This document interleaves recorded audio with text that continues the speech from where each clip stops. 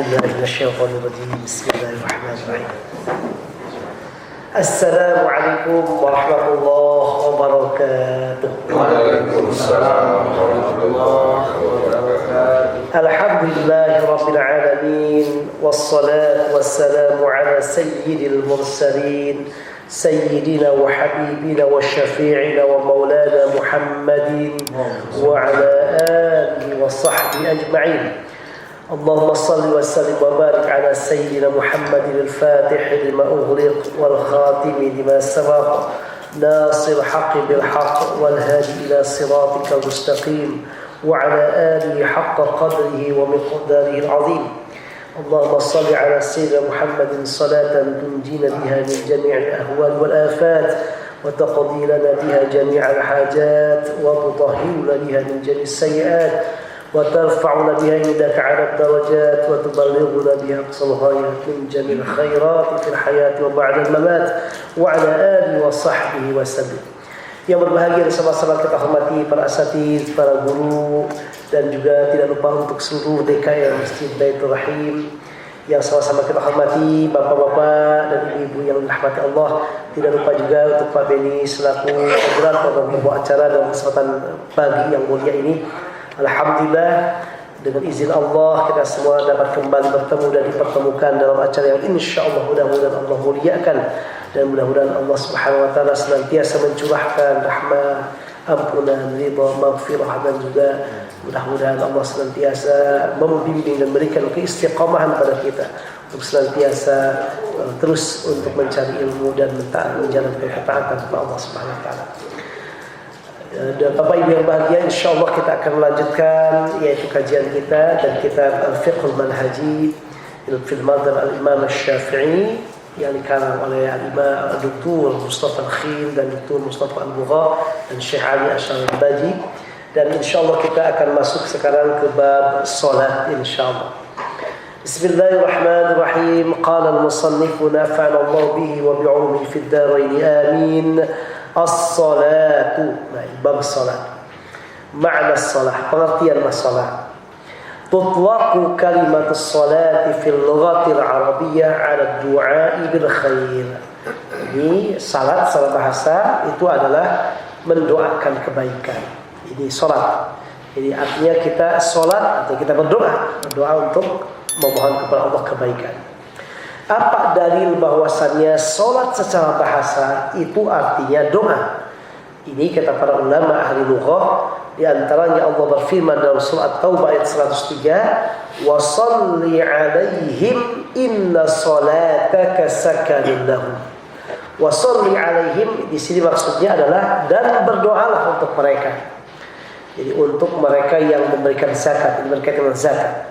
Jika ada orang yang memberikan zakat kepada kita atau bahkan mungkin infak atau sedekah, kemudian dianjurkan kita untuk mendoakan mereka dengan minimal mendoakan misalnya keberkahan atau apa saja doa-doa kebaikan untuk yang mengeluarkan dan memberikan zakat atau infak atau sedekah. Kenapa? Inna salataka, karena doamu. Nah ini salat, di sini Allah menyebutkan salataka, tapi salat di sini maksudnya adalah doa. Maka oleh karena itu secara bahasa salat berarti adalah doa. Inna salataka sakanun lahum, dapat memberikan ketenangan mereka kepada mereka dengan doamu. Adapun secara istilah amma fi istilahil fuqaha'i, adapun secara istilah para fikih, salat ini adalah fatutlaqu kalimatus salati ala aqwalin wa af'alin makhsusatin tuftatahu bitakbiri wa tukhtatamu bitaslim. Jadi salat ini secara istilah fikih adalah aqwal, ucapan-ucapan, wa af'al, dan perbuatan-perbuatan, makhsusatin, yaitu yang khusus. Ya, kenapa? Karena tidak setiap ucapan dikatakan salat, tidak setiap perbuatan dikatakan salat, tapi khusus. Sebagaimana dicontohkan Rasulullah SAW. Kenapa dikatakan di sini ada aqwal dan af'al? Karena nanti kita akan mengetahui ada namanya rukun salat yang sifatnya qauli, ucapan, dan rukun salat yang namanya fi'li, perbuatan. Yang fi'li, ya ini sama-sama kita sudah ketahui, yaitu sampai ruku, kemudian sujud, kemudian tahiyat akhir dan seterusnya. Ini adalah perbuatan. Ada juga rukun sholat, yaitu ucapan. Ucapan ini misalnya ketika kita membaca takbiratul ihram pertama kali, Allahu Akbar, Allahu Akbar. Dan ucapan ini kata para ulama ahli fikih tidak dikatakan ucapan kecuali kita mengeluarkan suara yang mana minimal kita sendiri mendengarnya. Jadi kalau kita membacanya dalam hati itu bukan ucapan. Makanya para ulama mengatakan termasuk khusus dalam mazhab Syafi'i, jika kita misalnya dalam rukun ucapan kita membacanya di dalam hati, dalam mazhab Syafi'i tidak sah. Misalnya yang termasuk rukun ucapan takbiratul ihram pertama, Allahu Akbar. Angkat tangannya sunnah, tapi takbiratul ihramnya membaca Allahu Akbar itu rukun ucapan. Maka tidak boleh kita ketika takbiratul ihram dalam hati. Nah, kenapa? Karena itu bukan ucapan. Ucapan itu secara fikih itu adalah yang terdengar minimal oleh diri kita sendiri. Allahu Akbar. Nah, ini ucapan. Jadi oleh karena itu ketika takbiratul ihram kita baik sholat sendiri atau berjamaah kita keluarkan suaranya, tapi jangan keras-keras kalau kita bukan imam. Yang penting kita minimal mendengar Allahu Akbar. Loh kenapa? Karena takbiratul ihram pertama ini termasuk rukun ucapan.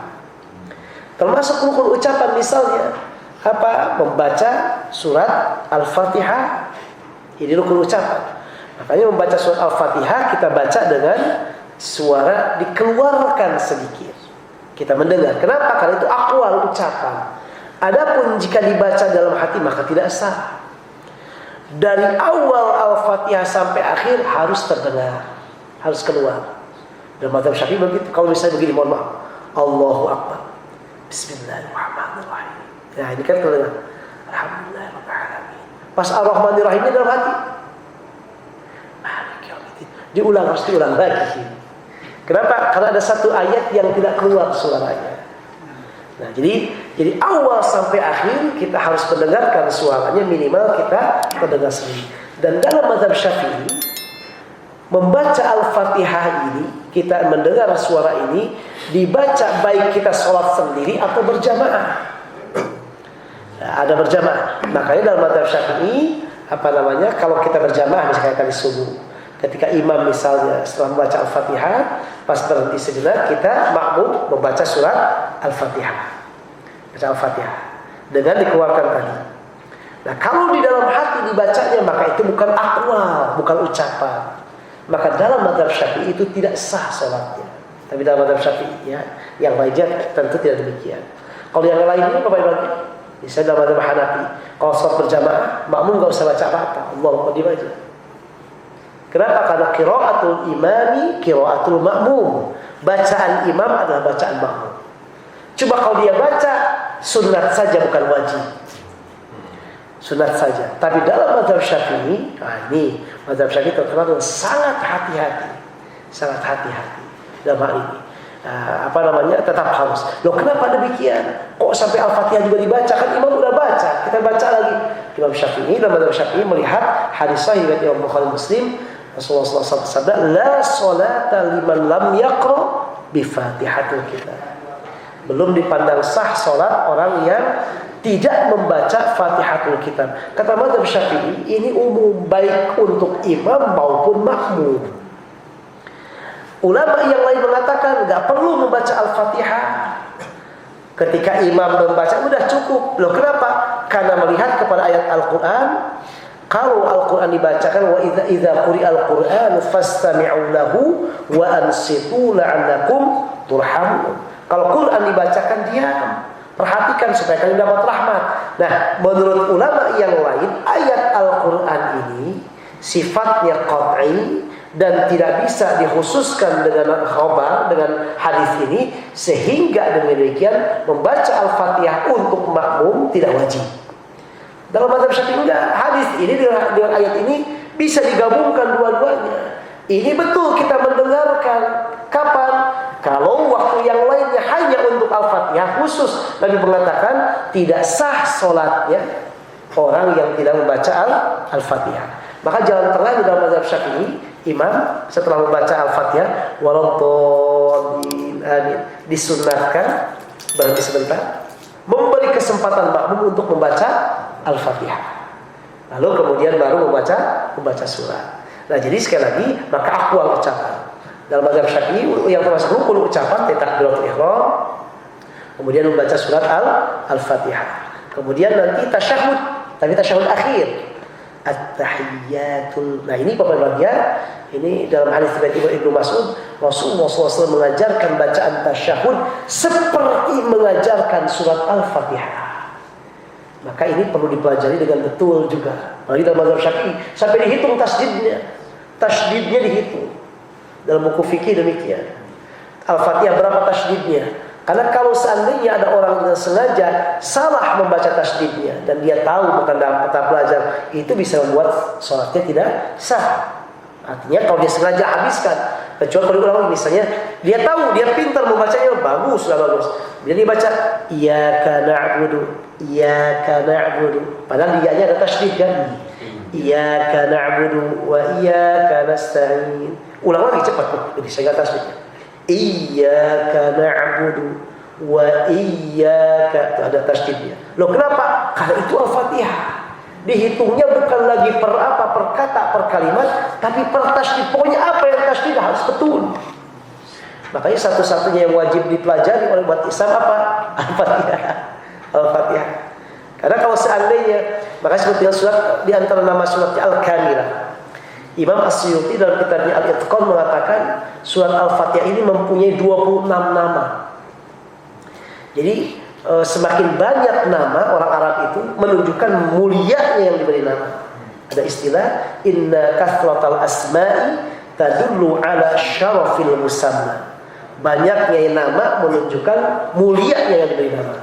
Misalnya Nabi Muhammad SAW, namanya luar biasa. Karena para ulama sampai mengatakan nama-nama Nabi Muhammad sampai 1000. Toha, Yasin diantaranya, Habibullah, Habibur Rahman, wah macam sekali, banyak sekali. Kemudian surat Al-Fatihah termasuk demikian. Ramadan banyak namanya. Rajab sekarang lebih dari 18 nama. Jadi setiap yang banyak nama mulia, termasuk Al-Fatihah. Nah, jadi oleh karena itu kalau orang membaca surat yang lain tidak sempurna sah. Maka bagian sholat Allahu Akbar, setelah saya membaca Al-Fatihah, membaca surat Qul ya ayyuhal kafirun la a'budu ma ta'budun wa la antum 'abiduna ma a'bud. Terus enggak ketemu akhirnya. Wa la ana 'abidu ma 'abadtum wa la antum 'abiduna ma a'bud wa la ana, terus ini. Pada ujungnya yang mana ini misalnya? Aduh, udah daripada langsung Allahu Akbar, enggak selesai, enggak apa-apa sah. Karena membaca surat hukumnya sunnah. Tapi membaca Al-Fatihah enggak ketemu, lupa lagi misalnya, ulang lagi kan. Kemudian Allah lanjutkan, enggak sah salatnya. Makanya ada surat yang harus dibaca sempurna. Dalam salat ada Al-Fatihah, rukun salat. Kemudian juga bacaan tasyahud tadi, at-tahiyyatul mubarakatus shalawatut thayyibatu lillah, assalamu alayka ayyuhan nabiyyu wa rahmatullahi wa barakatuh, assalamu alayna wa ala ibadillahis salihin, ashhadu an la ilaha illallah wa asyhadu anna Muhammadan abduhu wa rasuluh. Allahumma salli ala sayyidina Muhammad. Nah, sampai sana. Itu yang harusnya. Sisanya sunnah.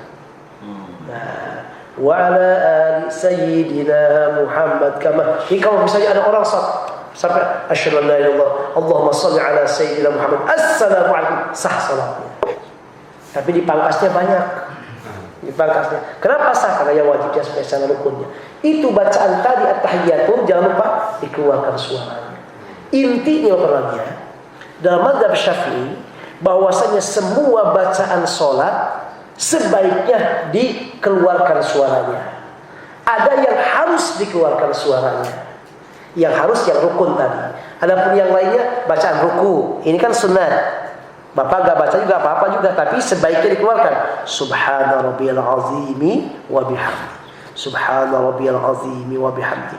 Ini kalaupun nggak dibaca dan keluarkan nggak apa-apa.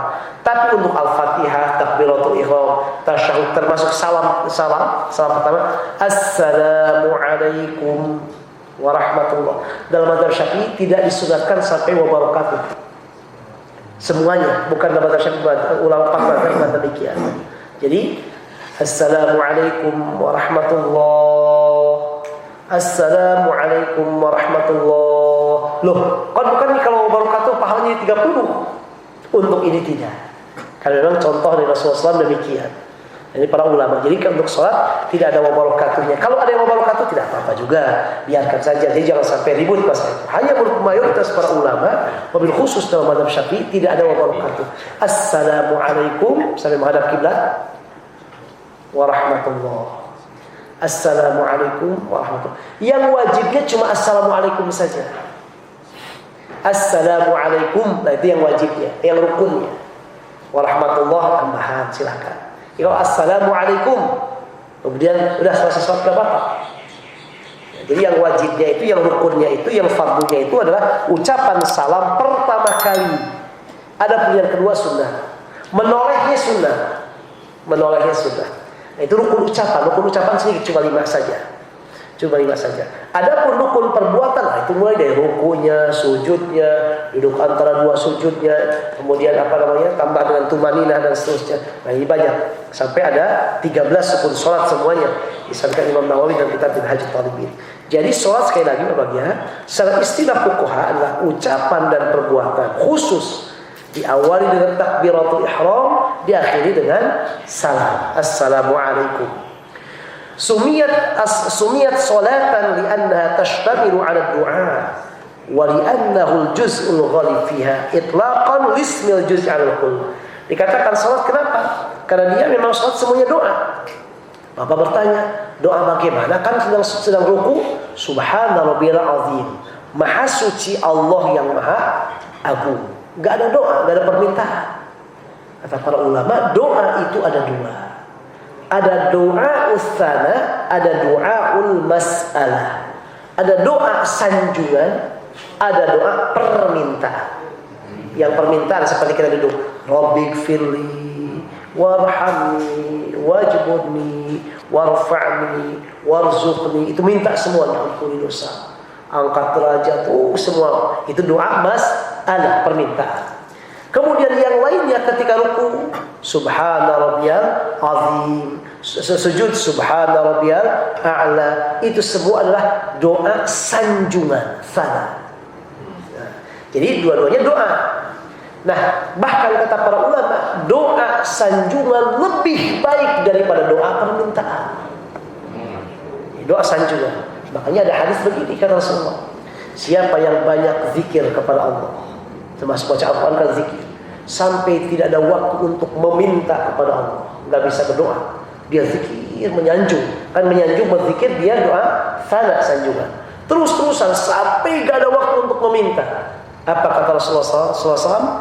Allah akan memberikan kepada dia yang lebih baik dari orang-orang yang meminta. Dia banyak zikir aja, udah semua yang terbaik yang diminta diberikan untuk dia. Kenapa? Karena doa sana sangat lebih daripada doa masalah. Makanya para nabi ketika mereka dalam keadaan musibah, misalnya Nabi Yunus alaihissalam, dia ditelan oleh ikan paus. Ketika di perut ikan paus, apa yang keluar? Bukan permintaan, dia keluarkan enggak. Tapi apa? Doa sanjungan. La ilaha illa anta subhanaka inni kuntu minadh dhalimin. Enggak ada, ya Allah keluarkan aku, minta enggak. Tidak ada Tuhan kecuali Engkau ya Allah. Maha suci Engkau, aku termasuk orang yang zalim, itu aja. Nabi Ibrahim ketika dimasukkan ke dalam api, yang keluar apa? Sanjungan. Hasbunallah wa ni'mal wakil, ni'mal maula wa ni'mal nasir. Demikian. Nah, jadi itu adalah doa. Jadi salat itu adalah doa, baik doa sana atau doa sanjungan. Nah, hikmahnya. Nah, ini hikmahnya ini banyak, kita ke langsung yang fikihnya. Tarikh masyru'iyatiha, tarikh sejarah disyariatkannya. As-salatu min ibadatil qadimah fi masyru'iyatiha Faqad qala Allah Ta'ala an Sidna Ismail wa kana ya'muru ahlahu bis salati waz zakati wa kana 'inda rabbih mardiyya. Dalam surat Maryam. Di salat ini kata para ulama adalah salat ibadah yang memang sudah bukan hanya untuk umat Nabi Muhammad. Sebelum umat Nabi Muhammad juga sudah diperintahkan salat. Makanya ketika berbicara tentang Nabi Ismail misalnya, wa kana ya'muru ahlahu bis salat. Nabi Ismail itu luar biasa karena selalu mengajak keluarganya untuk sholat. Berarti sholat sudah ada pada masa Nabi Ismail. Kemudian ketika bicara tentang Nabiullah Isa alaihissalam dalam surat Maryam, wa awsani bis salati waz zakati ma dumtu hayya. Dan Allah berwasiat kepadaku agar aku melakukan sholat dan mengeluarkan zakat. Artinya sholat dan zakat pun sudah ada pada masa Nabi Isa alaihissalam. Termasuk kata para ulama, wa indama bu'itha nabiyuna Muhammad sallallahu alaihi wasallam kana yusalli rak'ataini kulla sabahin wa yusalli rak'ataini kulla masa. Termasuk Nabi Muhammad sallallahu alaihi wasallam sebelum Isra Mi'raj, beliau begitu diangkat oleh Allah ila bidar Rasul, sudah ada salat untuk beliau. Cuma 2 waktu. Pagi kemudian sore 2 rakaat. Pagi 2 rakaat, sore 2 rakaat. Hanya untuk Nabi Muhammad saja, belum untuk umatnya. Jadi sebelum ada Isra Mi'raj, belum ada perintah sholat 5 waktu. 2 rakaat Nabi Muhammad sudah ada. Yaitu 2 rakaat pagi, 2 rakaat petang. Nah, setelah Isra Mi'raj ada, baru kemudian diwajibkan berapa? Yaitu 5 waktu. Seperti yang kita laksanakan sekarang, alhamdulillah.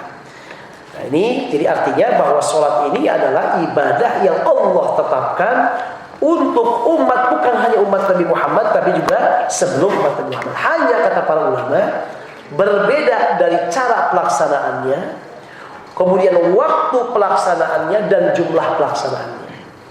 Kata para ulama, di antaranya Imam Al-Bajuri dalam Hasyiahnya mengatakan sholat umat Nabi Muhammad ini rangkuman dari sholat para nabi yang lainnya, sehingga dirangkumkan menjadi 5 waktu. Dan 5 waktu ini pahalanya 50 waktu.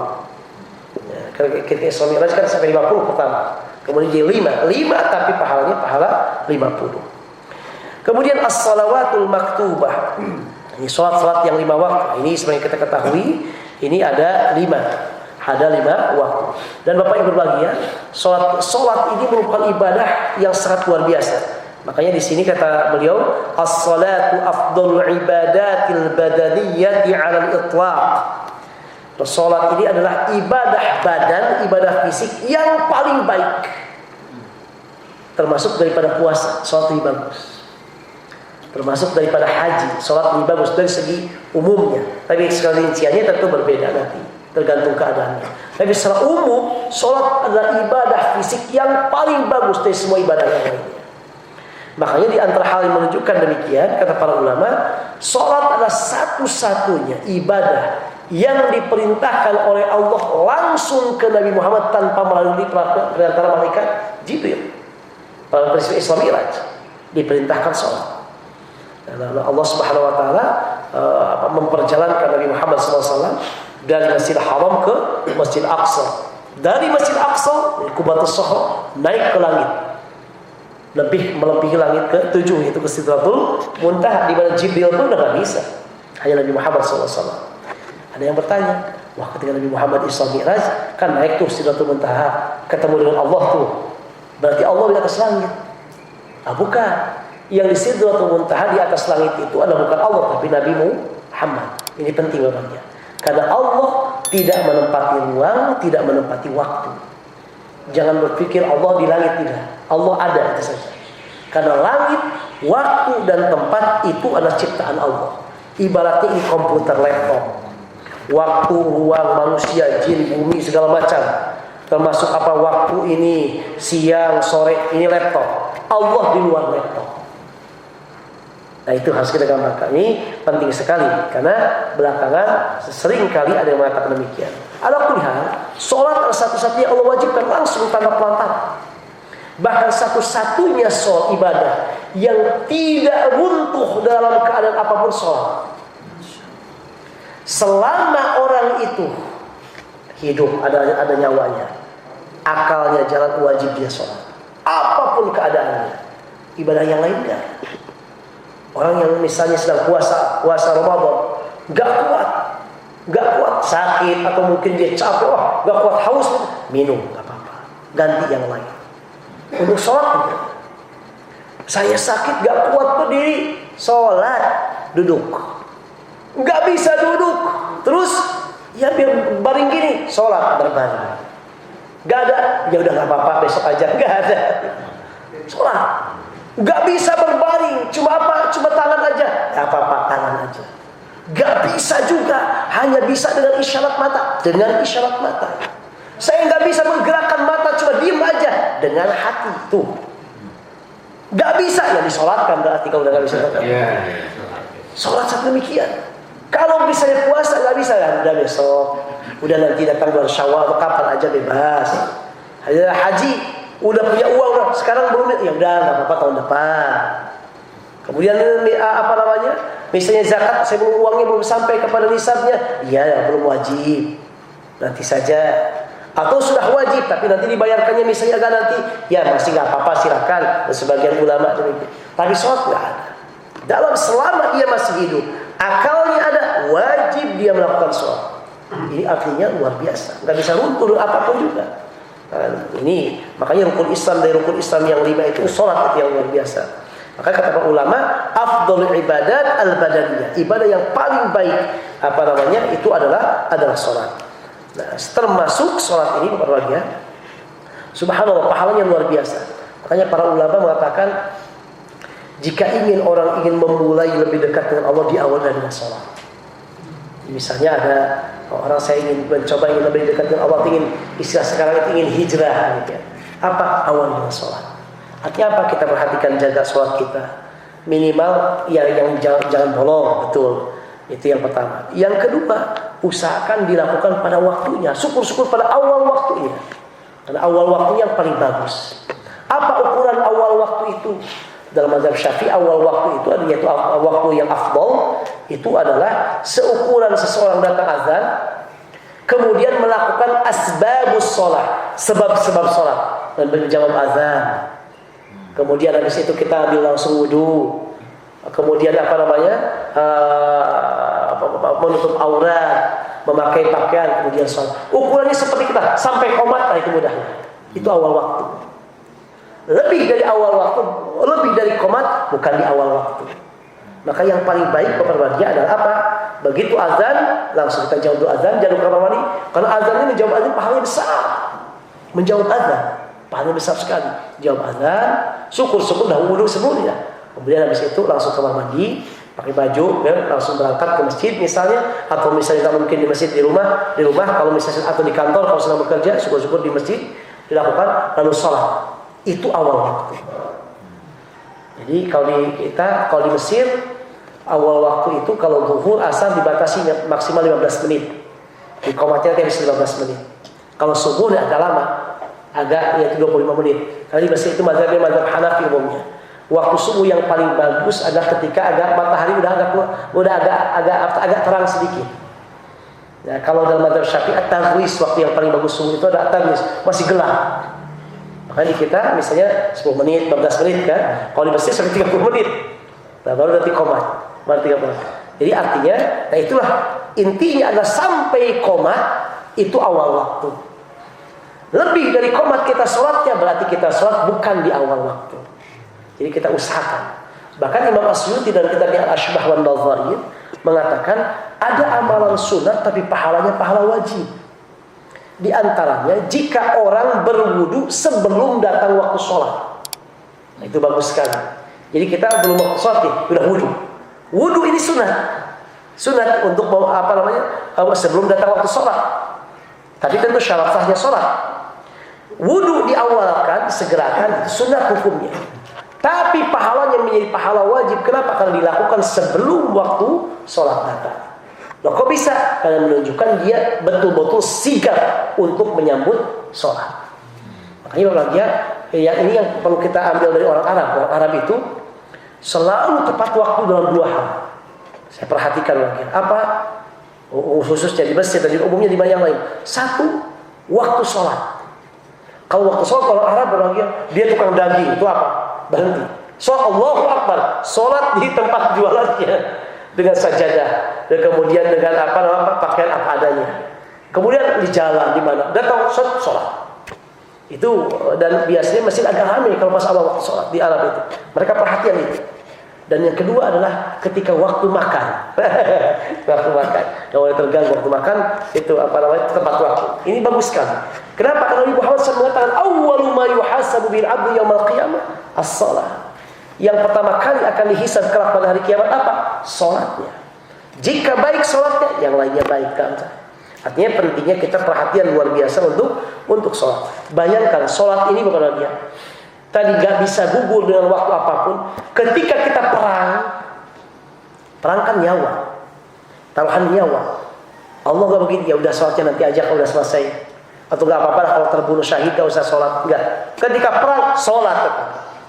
Meskipun dengan gerakan sedikit berbeda ya. Dalam sholat namanya sholat khauf. Nah, ini pentingnya luar biasanya sholat. Hukum tarikis sholat. Ini penting. Hukum orang yang meninggalkan sholat. Ini suatu luar biasa. Kita lihat hukumnya sampai demikian kata para ulama. Tarikus sholati imma yakuna qad taraka kaslan wa tahawunan aw taraka juhudan laha aw istighfafan biha. Apa hukum orang yang meninggalkan salat? Kita lihat kedua keadaan. Apakah dia meninggalkannya karena malas saja? Atau dia meninggalkannya karena memang dia meyakini salat 5 waktu ini enggak wajib. Nah, beda hukumnya. Ada orang kenapa enggak salat duhur, enggak salat, aduh malas. Tapi kamu yakin wajib? Ya wajib dong salat. So kenapa? Aduh, ya gimana lagi belum dapat hidayah kata suka begitu. Misalnya, ini masih agak mending. Ada yang kedua, kenapa kamu enggak salat ini duhur? Ngapain salat? Loh, iya. Salat kan wajib. Kata siapa? Bahwa saya enggak wajib. Ini bahaya. Kita lihat kata para ulama. Fa amma man taraka jahidan liwujubiha aw mustahzi'an biha fa innahu yukfaru bidzalika wa yartaddu 'anil Islam. Jika orang ada yang meninggalkan salat dia tidak meyakini kewajibannya, dia beranggapan salat 5 waktu tidak wajib. Salat 5 waktu tidak wajib. Apa kata para ulama? Maka dia seketika sudah dianggap kafir dan keluar dari agama Islam. Nauzubillah. Dia kafir sudah kalau dia mengatakan salat tidak wajib. Ini para ulama luar biasa. Kenapa? Karena memang demikian. Kalau lihat ayat-ayat hadis-hadis, oh Ustaz, Masya Allah. Lalu bagaimana kalau demikian? Fayajibu 'alal hakimi ay ya'murahu bit-taubah. Penguasa, pemerintah tentu kalau menerapkan ini ya, kalau di kita ada aturan tersendiri yaitu undang-undang. Nah, ini teorinya secara fikih Islam, pemerintah wajib memerintahkan orang yang meyakini tidak wajib sholat tadi untuk taubat. Taubat gak boleh gitu. Cepat taubat. Itu udah keluar dari agama Islam. Syahadat lagi taubat. Perintahkan. Fa in taba wa aqama shalah fadzak. Kalau dia taubat kemudian sholat, maka alhamdulillah udah selesai. Wa illa kalau dikatakan ayat taubat enggak mau juga. Enggak, menurut saya tetap adalah apa? Adalah ini enggak wajib. Sholat 5 waktu enggak wajib. Dia enggak mau juga. Apa? Qutila ala annahu murtad. Maka hukumnya dia dibunuh. Fikih. Dan dibunuhnya itu adalah halal. Qisas, tidak berdosa. Bahkan kata para ulama, ini sekalipun dia menganggap tidak wajib misalnya hanya 1 waktu. Zuhur saya tidak wajib misalnya. Ini masalah fikih ya. Tapi jangan diterapkan praktekkan sehari-hari, enggak. Ini hanya penguasa yang mempraktekkan. Di kita ingat ada undang-undang, ada aturannya. Ini secara fikihnya demikian. Agungnya sholat. Kalau dia tidak mau juga setelah diajak bertaubat gak mau juga, maka boleh pemerintah penguasa membunuhnya. Saking sholat gak main-main orangnya, gak main-main. Terus gak selesai di sana dalam mazhab Syafi'i. Kenapa dia dianggap murtad? Kemudian yang berikutnya, begitu dia mengeluarkan kata-kata sholat 5 waktu tidak wajib dan dia sudah punya istri, wajib difasakh pernikahannya. Wajib dipisahkan dia dan istrinya. Kenapa? Karena dia bukan muslim. Wanita muslimah tidak boleh menikah dengan laki-laki non-muslim. Wajib dipisahkan. Panjang urusannya. Lalu, kalau seandainya orang tersebut sudah dihukum, sudah dihad dengan dibunuh misalnya. Wala yajuzu ghusluhu, tidak boleh dimandikan mayatnya. Wala takfinu, jangan dikafani mayatnya. Walas salatu alaihi, jangan disolatkan dia. Kama la yajuzu dafnu fi maqabir muslimina li'annahu laysa minhum. Dan juga dia tidak boleh dikuburkan di kuburan orang-orang Islam, karena dia bukan termasuk orang Islam. Para ulama fikih. Dan ini bukan dalam mazhab Syafi'i semuanya. Artinya bahagia mau sholat bukan main-main, enggak main-main. Makanya di antara yang Rasul tekan dalam hadis apa? Kalau putra kita sampai 7 tahun perintahkan apa? Sholat. Enggak yang lainnya. Hanya yang lainnya dikiaskan, itu saking pentingnya. Tapi ingat Bapak ya, ini setelah fikih Bapak ya, tidak kemudian dipraktekkan sehari di luar nanti ada wah kita enggak. Ini dalam fikih. Karena itu ada aturan bahwa untuk mempraktekkan ini harus penguasa. Kita berada di ada aturan tersebut, undang-undang yang mengatur kita. Ini tidak boleh dipraktekkan dalam kehidupan sehari-hari. Hanya ini pengetahuan setelah fikih demikian. Wa amma in taraka kaslan wa huwa ya'taqidu wujubaha. Adapun kalau dia tidak salatnya karena dia malas, tapi dia yakin wajibnya sholat.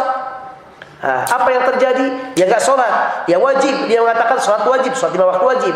Fa innahu yukallafu min qibal hakim biqada'iha wa taubah min ma'siyati tark. Maka hakim penguasa harus apa? Memerintahkan pertama, jangan lupa kamu mengqadha sholat yang ditinggalkan. Karena ingat 4 mazhab sepakat sholat 5 waktu yang ditinggalkan sekalipun seberapa lama pun wajib diqadha. Wajib diqadha, karena itu adalah hutang dengan Allah. Ada ulama yang lain mengatakan, misalnya ya Syekhul Islam Ibnu Taimiyah dan muridnya Ibnu Qayyim, dan juga yang mengatakan kalau seandainya sholat 5 waktu yang ditinggalkan bertahun-tahun cukup bertaubat dan cukup dengan melepas banyak sholat sunnah. Ini beliau, tapi 4 mazhab enggak. Selain bertaubat tentunya dia wajib mengqadha. Sekalipun dia tidak sempat sholat sunat enggak apa-apa. Karena mengqadha sholat wajib lebih baik daripada sholat sunat. Sholat sunat sebanyak apapun, jika disandingkan dengan pahala sholat wajib termasuk qadha kalau hukumnya wajib, tidak akan sama, tidak akan sebanding. Makanya para ulama mengatakan pendapat Syekhul Islam Ibnu Taimiyah ini pendapat yang aneh. Bagaimana mengganti sholat yang wajib dengan memperbanyak sholat sunnah? Kenapa gak begini aja? Udah sholat wajib aja, gak perlu sholat sunnah, gak apa-apa. Dia mengqadha saja. Nah ini makanya para ulama fatwa mengatakan demikian. Namun tentunya itu adalah pendapat dari para ulama. Ala kulli hal, ini menunjukkan sangat pentingnya sholat. Fa illam yanhad ila qada'iyya wajaba qatluhu haddan tuh. Orang meninggal sholat, dia yakin sholat itu wajib, sholat wajib. Kemudian dia tidak sholat. Hakim tadi penguasa sudah mengatakan, ayo taubat, ayo ganti sholat. Enggak juga dia mengqadha sholatnya, enggak mau pokoknya. Tapi kamu yakin sholat 5 waktu wajib? Iya yakin. Ayo qadha yang kemarin, enggak. Qadha enggak misalnya. Tapi hakim penguasa yang gitu ya, dia punya hak demikian. Kalau enggak mau juga mengqadhanya, wajib qatluhu haddan, wajib dibunuh juga. Hukuman enggak main-main sholat. Kan Bapak ngeri sekali ini. Memang demikian. Para ulama melihat hadis-hadis betapa sangat perhatian masalah sholat. Makanya orang tua kita dulu sudah bilang, kalau nyari jodoh cari yang sholat, yang bisa ngaji, yang sholat gitu. Betul, demikian sangat penting sekali. Karena sholat orang kalau dia perhatian sholat, ini berpengaruh dengan semua kehidupan dia. Dengan semua kehidupannya. Orang perhatian dengan sholatnya. Sholat, nggak pernah bolong misalnya. Terus misalnya ada orang macam-macam berbuat maksiat, tapi sholatnya nggak pernah bolong. Insya Allah suatu saat dia akan berubah dengan izin Allah dalam waktu cepat. Dan biasanya kalau orang sholat 5 waktunya tepat, kalaupun maksiat nggak yang aneh-aneh banget, ya sedikit saja. Sesuatu menjaga sekali. Jadi sampai demikian, maka dia boleh ayyu'tabar qatlu haddan min hududil masyru'ah li usatil muslimin. Jadi kalau dia misalnya nggak mau juga, dia boleh untuk dibunuh, bahkan wajib dia dibunuh sebagai had. Walakinnahu, tapi yu'tabaru musliman, dia tetap dianggap muslim. Ba'da qatli wa yu'amalu fi tajhizi wa dafni wa mirathihi muamalatal muslimina li'annahu minhum. Hanya beda dengan yang tadi. Kalau yang tadi yang tidak mau sholatnya karena dia malas dan dia tetap meyakini wajibnya sholat 5 waktu, tetap kalau dia misalnya sudah dihad tadi, sudah dibunuh oleh penguasa, maka tetap dia diperlakukan seperti mayat muslim, disolatkan, dikafani, dikuburkan, dimandikan, dikafani, disolatkan dan dikuburkan. Tapi kalau dia tidak sholatnya, yakin dia tidak wajib, udah, itu sampai fikih mengatakan demikian. Loh, bagaimana kalau prakteknya kok ada yang demikian, bisa ada yang demikian? Ya kita dalam prakteknya lakukan saja, anggap tetap sebagai seorang muslim. Gak boleh dia gak pernah sholat nih. Di lingkungan Baitul Rahim kita nggak lihat dia nggak pernah sholat. Ya udah, kita nggak usah dimandikan. Nah, kita lihat muslim dia muslim, kita lakukan, kita mandikan seperti biasanya. Karena itu berkaitan dengan masalah hakim penguasa. Untuk kita sehari-hari praktekkan. Jadi, dia muslim, alhamdulillah muslim, dia nggak pernah sholat, nggak apa-apa, yang penting muslim. Mudah-mudahan Allah ampuni dosa saya, itu aja. Ya, jadi ini, tapi ini pengetahuan betapa pentingnya luar biasanya masalah sholat. Kemudian terakhir waktu-waktu sholat. Nah ini alhamdulillah kalau waktu-waktu sholat ini kita sekarang sudah enak, sudah ada intinya waktu sholat itu berbahagia. Yaitu begitu datang masuk waktu sholat sampai datang sholat berikutnya, duhur misalnya. Dari waktu zawal itu ini matahari dekat tengah. Kemudian tergelincir sedikit, itu zawal, itu datang waktu zuhur. Kapan terakhirnya? Sampai datang waktu asar. Sebelum datang waktu asar. Kemudian waktu asar, begitu masuk, kemudian sampai sebelum datang waktu maghrib. Dan seterusnya. Itu alhamdulillah. Hanya subuh bedanya. Subuh gak begini. Kapan waktu subuh? Yaitu setelah masuk misal fajar shadiq atau waktu subuh sampai sebelum datang waktu zuhur. Tidak, untuk subuh. Untuk subuh tidak. Jadi jangan sampai tadi kan duhur sampai akhirnya sampai sebelum datang waktu asar. Asar sebelum datang waktu maghrib, bagi subuh sampai datang sebelum waktu zuhur. Tidak. Untuk subuh sampai terbit matahari. Syuruk pada waktu syuruk yang kita salat isyraq itu waktu terakhir subuh. Tapi jangan lupa lagi, kalau seandainya ada orang kesiangan bangun subuhnya, bangun jam 10, bangun jam 11, astagfirullahaladzim, kesiangan. Terus habis waktu subuh saya, akhirnya nggak sholat, salah, enggak. Harus sholat, tetap harus sholat. Jangankan itu, dia misalnya yang kemarin aja yang dia belum kapan harus dikerjakan, harus diqadha namanya. Jadi artinya kalau dia bangun jam berapa saja kesiangan misalnya, sekalipun habis waktunya, tetap dia harus melakukan sholatnya. Hanya waktu maghrib dalam mazhab Syafi'i dalam qaul qadim itu sedikit. Waktu maghrib ini awalnya dalam qaul qadim pendapat lama Imam Syafi'i ini itu hanya kurang lebih mungkin 15 menit saja awalnya. Tapi dalam qaul jadid sampai datang sebelum waktu isya. Makanya yang paling bagus waktu maghrib ini, apalagi khususnya maghrib, karena mengambil pendapat yang tadi bahwa jangan sampai kita melakukannya melebihi dari 15 menit kurang lebih untuk maghrib. Kemudian waktu isya pun demikian. Sebaiknya tidak lebih dari 1/3 malam pertama. Jadi misalnya dari maghrib sampai subuh ini misalnya 12 jam. 12 jam dibagi 3 berarti berapa? 4 ya? 4. Nah, dari waktu isya misalnya jam 8 tambahkan 4. 9, 10, 11, 12. Berarti sholat isya jangan lebih dari jam 12 misalnya. Itu 1/3 malam pertama. Kalau bisa usahakan demikian. Nah, jadi meskipun dalam kemudian qaul jadid waktu isya terakhir sebelum datang waktu subuh, ya masih boleh, masih waktu. Tapi yang paling baik kita lakukan dalam waktu isya sebelum habis 1/3 awal malam kita sudah selesai sholat isya. Itu yang paling baik.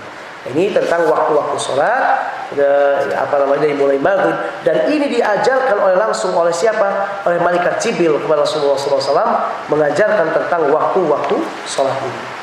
Kemudian lagi yang terakhir yaitu ada waktu-waktu yang makruh melakukan sholat. Nah ini dalam mazhab Syafi'i makruhnya makruh karohah tahrim, haram. Jadi bukan makruh dalam pengertian makruh biasa. Ada 5 waktu sholat yang dalam mazhab Syafi'i ini hukumnya haram, tidak boleh sama sekali. Kalau dilakukan berdosa. Sholatnya nggak sah dan berdosa karena haram. Apa? Nah ini yaitu ketika matahari di tengah-tengah, indal istiwa. Beberapa saat sebelum waktu zuhur. Ya mungkin 5 menit. Kalau waktu istiwa ini kata para ulama sebentar sekali. atau mungkin 5 menit sampai 10 menit. Ya 5 menit sampai atau 10 menit sebelum datang waktu zuhur jangan sholat. Haram hukumnya mazhab Syafi'i. Nah, sholat apa yang nggak boleh yang haram itu? Nah, hanya tidak setiap sholat. Hanya sholat yang sholat mutlak. Sholat mutlak itu Bapak semangat sholat. Saya mau sholat, Allahu Akbar. Niat sholat aja karena Allah 2 rakaat. Itu sholat mutlak. Jumlahnya terserah, mau 100 mau 200. Asal jangan dalam 5 waktu. Di antaranya ketika matahari tengah-tengah, atau mungkin untuk mudahnya maksimal 10 menit sebelum waktu zuhur tiba, jangan. Tapi kalau untuk sholat yang ada sebabnya, yaitu sebabnya kata para ulama sebabnya sebab mutaqaddim. Sebab mutaqaddim itu kita sebab sholatnya dulu kemudian sholatnya belakangan. Misalnya masuk ke masjid, ada tahiyatul masjid. Kenapa? Apa sebab kita sholat tahiyatul masjid? Karena kita masuk ke masjid. Apakah kita sholat dulu atau masuk ke masjid dulu? Kita kalau tahiyatul masjid Bapak bagian masuk dulu ke masjid lalu sholat, atau sholat dulu kemudian masuk ke masjid? Mana Bapak? Masuk ke masjid dulu. Iya kan? Masuk ke masjid dulu baru kemudian sholat. Ini kata para ulama namanya sholat sunat sabab mutaqaddim. Sebabnya duluan, sholatnya belakangan. Kalau untuk sholat sunat yang sebabnya duluan lalu kemudian sholat, itu kita boleh melakukan sholat kapan saja sekalipun dalam 5 waktu tadi boleh. Jam 5 menit sebelum zuhur masuk ke masjid, tahiyatul masjid, Allahu Akbar boleh. Karena ini bukan sekalipun pada waktu haram. Kenapa? Karena ini bukan sholat sunat mutlak.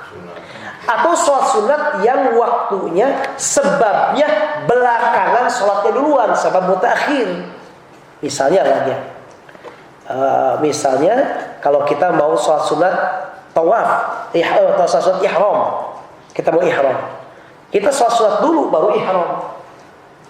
Itu namanya sebabnya belakangan, kemudian sholatnya duluan. Nah itu termasuk gak boleh dilakukan dalam 5 waktu ini.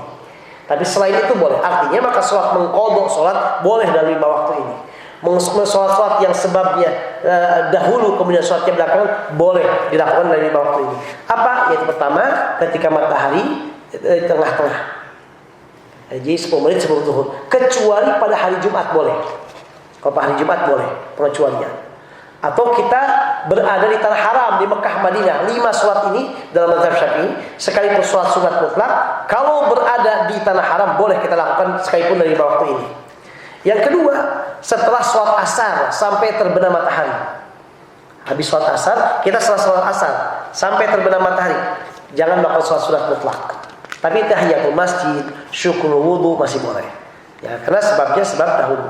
Kemudian yang ketiga, yaitu kalau seandainya setelah subuh sampai terbit matahari, kita udah sholat subuh sampai terbit matahari, jangan. Nah, nanti lebihkan dari terbit matahari beberapa saat, kemudian baru kita sholat.